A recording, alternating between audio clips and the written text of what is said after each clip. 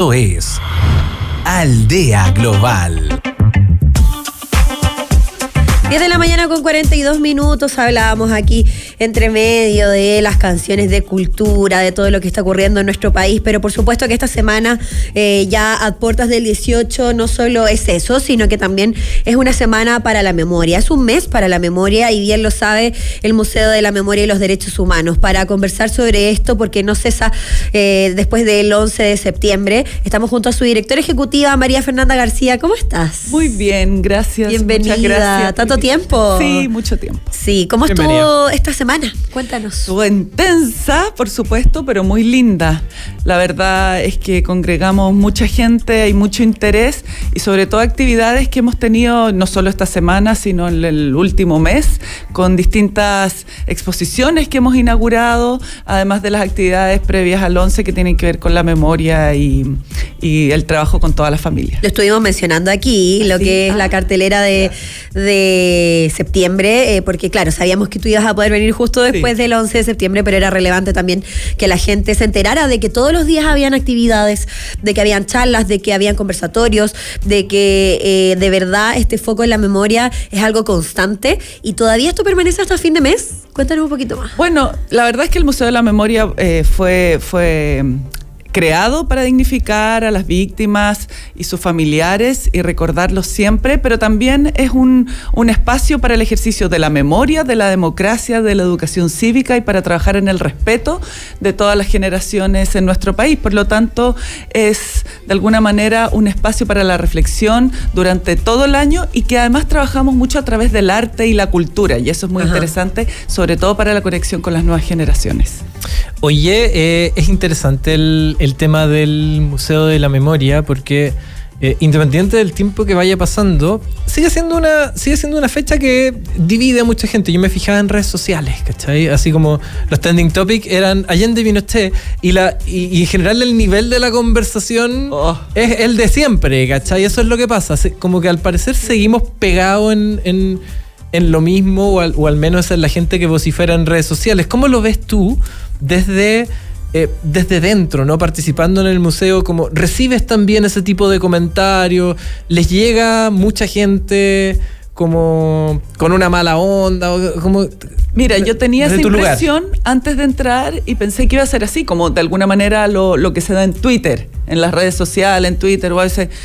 pero no, fíjate, van muchos colegios, la gente es muy respetuosa, incluso cuando tiene diferencia de posiciones políticas, porque llegan además muchos colegios, muchas delegaciones, grupos, etcétera, y es un espacio para la reflexión y sobre todo para entender los procesos políticos, porque el museo, y esto lo puede decir también gente que va con algún prejuicio, la muestra principal está hecha sobre las comisiones de verdad y justicia y sobre hechos que ocurrieron y sobre fallos judiciales y archivos. Entonces no tiene un relato político de una posición, sino que incluso tú puedes sacar tus propias conclusiones y tus aspectos. Después hay otras salas que son salas temporales que hablan desde hoy día y sobre todo desde el arte o desde la fotografía, desde nuevas generaciones o también trabajando en los temas de derechos humanos de nuevas generaciones que tienen que ver con las minorías, con las mujeres, con cambio climático, etcétera. Entonces se da en el museo un espacio muy interesante donde concurren muchísimo público de distintas partes del mundo y también de distintos colegios y de distintos tipos de familia y que se encuentran con un espacio, la verdad, entretenido, interesante y que también da para reflexionar, para pensar y para discutir. Y de distintos pensamientos políticos. Por supuesto. Eso es bien relevante, me tomo eso porque claro, esas tendencias políticas que claro, se hayan vivido o no, o se vayan arrastrando generación en generación, finalmente también requieren de eso, de la información concreta y que uno se puede enfrentar a eso en el museo mismo.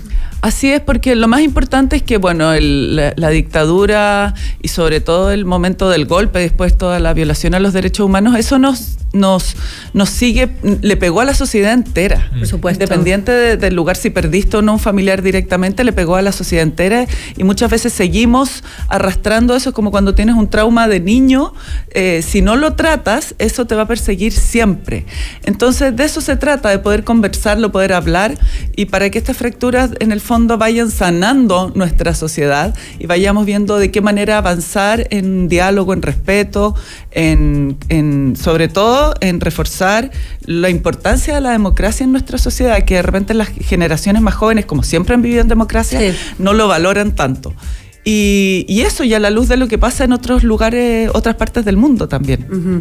Y eso también les pasa harto, en el sentido de que, claro, uno como chileno también entiende como este vínculo a 51 años del golpe de Estado, más allá que se haya vivido o se haya nacido no en dictadura, o ya en democracia, pero ¿cómo lo observa la gente que viene desde el extranjero, que visitan el museo? A ver, de partida, asombradísimos del museo que tenemos. Uh-huh. O sea, es un museo que es un ejemplo de museo en todo el mundo, para qué decir en Latinoamérica o incluso en Europa. Quedan con la boca abierta de la infraestructura y el tipo de museo como está hecho, que es un lujo. La semana pasada inauguramos una exposición con España, con la Embajada y el Centro Cultural de España, y vino una ministra de España, por los 85 años de la llegada del Winnipeg, el barco que llegó, y los distintos barcos de solidaridad con los que arrancaban de la Guerra Civil Española. Y ella decía que envidia que tienen este espacio ustedes acá, que ganas de tener un lugar así. Y nosotros como museo estamos asesorando distintos museos y espacios de memoria en Latinoamérica, y también haciendo un trabajo que esperamos fructifere con España. O sea, es colaborativo. Es colaborativo, sí. Y nosotros trabajamos mucho, porque el museo no es solo museo, sino que tenemos el archivo de derechos humanos más grande que hay en el país. Wow. Entonces tenemos archivo y conservación y un trabajo en ese tema, y también una vocación de centro cultural, porque está abierto post 6 de la tarde en la explanada. Tenemos conciertos, teatro, música, conversatorios, tenemos el auditorio. Por ejemplo, este miércoles recién pasado tuvimos la Banda de la Memoria con grandes músicos, el Cutiaste, Manuel García, Jorge Campos, en fin, estuvieron afuera. Y vamos a tener un ciclo, apenas volvamos ahora del 18, un ciclo de diversidades junto con el Ministerio de la Mujer y el Ministerio de las Culturas, que está enfocado en las diversidades sexuales y minorías, y también contra la violencia hacia las mujeres. Y se llama un ciclo de diversidades que va desde el 26 de septiembre hasta noviembre, con 6 obras de teatro grandes en formato en la explanada y en el auditorio. Y son cosas gratuitas, además, con inscripción previa. Eso sí, oye, veo también que el 25 de septiembre está este cine de colección, La Historia del Ictus. Ay, sí. Está ahí, eso. Hay cosas en general bien interesantes. Para la gente que se queda en Santiago, que no es poca, el Museo de la Memoria va a estar abierto. ¿Cuál es Sí, para los días del 18 vamos a estar cerrados. ¿Ya? Abrimos el fin de semana, por supuesto, y el martes hasta mediodía, el previo, el 17. Los lunes está abierto siempre de martes a domingo, de 10 a 6 de la tarde. Y hay actividades post que las pueden mirar en nuestras redes sociales, pero estos días de fiesta va a estar cerrado, pero después abre, por supuesto, el fin de semana nuevamente. Todas las actividades del museo son gratuitas. Tenemos teatro, música, danza, las exhibiciones temporales, la permanente. Pueden ir al centro de documentación también. Pero hay que anotarse, es gratuito, pero hay que anotarse. No, pero hay que anotarse, ¿no? En algunas actividades hay que anotarse las que tienen aforo limitado. A otras pero las otras se llega, las que son en la explanada o el museo mismo se llega y bien, cuando son colegios, eso sí, o delegaciones grandes, hay que anotarse, porque ya tenemos el año casi entero agendado, porque como hoy día se pasa el golpe en el colegio, en el currículum, claro. Para los colegios es mucho más simple poder verlo ahí y hacer un trabajo con los alumnos, que, ojo, llegan colegios de todas partes, no solo de Santiago, sino de Chile, y de los colegios del sector oriente, y hasta de todo, porque y es muy interesante, y eso, y la discusión que se da, que también es rica, y en el marco del respeto que se tenga que dar ahí en ese lugar seguro. ¿En qué curso van? Eso mismo iba a preguntar, ¿de qué edades? Mira, por lo general son segundo medio, 15 años. 15, ahí les pasan la También historia. Lo pasan en sexto, séptimo, pero van algunos, pero sobre todo van en segundo medio, tercero medio, y van completamente. Y también, bueno, después en la universidad también van cursos dependiendo de las carreras, y lo que tenemos muchos son extranjeros, que es como un poco imagen país este museo, a interiorizarse, y todas las autoridades que pasan por el país también lo primero que hacen es ir, y bueno, y brasileros van muchísimo. Me imagino, sí, van muchísimo los brasileros, muchísimo, les gusta mucho, y además que tienen una historia, ellos tuvieron también un golpe el año 64, compartimos bastante, entonces lo sienten muy cercano y les gusta mucho tener un lugar así. María Fernanda, este año se cumplieron 51 años desde el golpe de Estado, y se conversaba muchísimo de que después de la conmemoración de los 50, como que al ser este número tan importante, 50 años, que vimos muchísimo más masivo. Fue muy grande el año. Fue muy grande, fueron muchas circunstancias, eventos, conversaciones en las que se generaba. Dijeron como este año quizás puede ser un poquito más tranquilo por ser 51, pero de todas maneras, ¿por qué te parece relevante de que siempre sea así de potente como si fuera los 50, los 60, que en algún minuto van a ocurrir, los 55, o sea, como que más allá del número? Sí, bueno, es evidente que los 50 marcaron un hito importante y que este año iba a ser un poco más tranquilo, y de hecho nos costó más poner en pauta, así que les agradezco las menciones a ustedes en otros lugares, pero también de alguna manera se entiende. Ahora, el ejercicio de la memoria es importante porque, claro, fueron los 50 años del golpe, pero al año 51 murieron muchísimas personas, al 52, 53, como que se está relevando, pero más allá de los números son historias, son vivencias, son lugares, son espacios, son comunidades enteras que sufrieron mucho y que a veces que las siguen padeciendo muchas personas, por ejemplo, con lo que está pasando con el plan de búsqueda, que es muy importante que el Estado se haga cargo por fin de encontrar a las personas, que se haga el máximo aporte desde el Estado y esfuerzos para encontrar y para tener un poco de verdad de lo que pasó con esas personas, que además no son personas ni víctimas. Cuando uno les pone caras y conoce sus historias, familias detrás, es muy importante. Pero es muy importante, como por ejemplo lo que pasó con el Holocausto, que pasaron muchos más años, llevamos 70 o 75 años de eso, y siguen habiendo espacios dedicados en que la gente los visita. ¿Por qué? Porque es importante recordar en las sociedades para que eso no vuelva a ocurrir. Y cómo conectarlas hoy en día.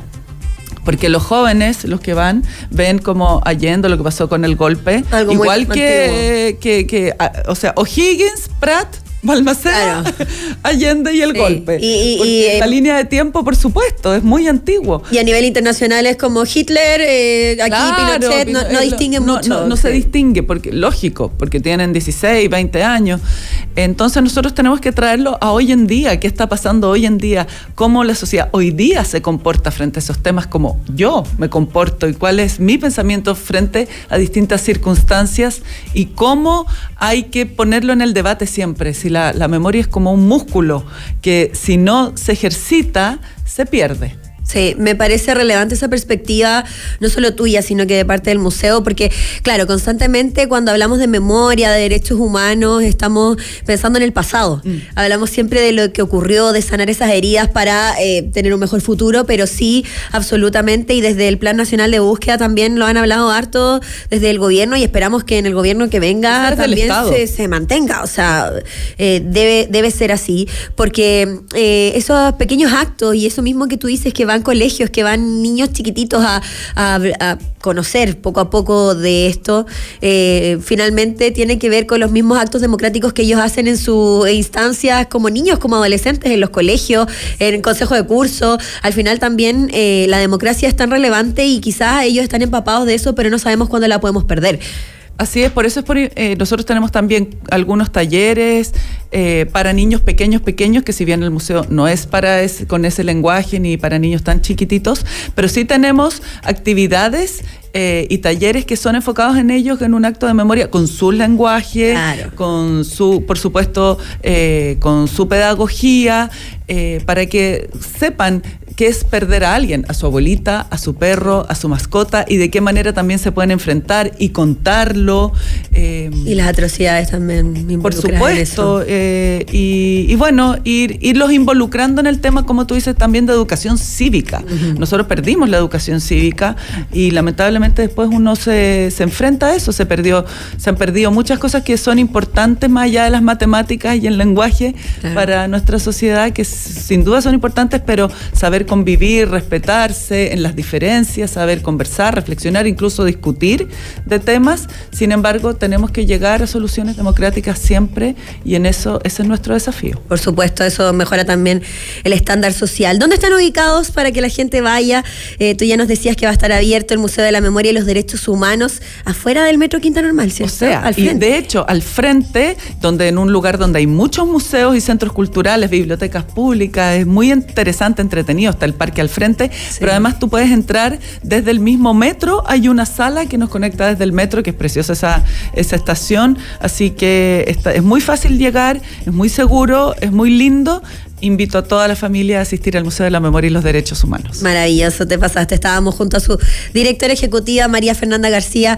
Como siempre, gracias por venir y por estar con nosotros. Gracias a ustedes, de verdad. A ti y a todo el equipo del museo. Y nosotros ya nos vamos, Rodri. Y se acabó la semana. Oye, sí. Y parten las fiestas patrias, así nomás es la cosa. Con todo. El lunes, menos productivo va a estar. Pero nosotros vamos a estar aquí, ¿eh? Vamos a estar aquí dando cara, como corresponde. Así y ahora sí viene la magnífica María José García junto a Pelado Rodríguez y Sergio Alarcón al estudio. Viene de verde, ella maravillosa, radiante. Qué linda, qué linda que es, ¿cierto? Que es. Ya, cuídense, nos vemos. Gracias, María Fernanda. Esto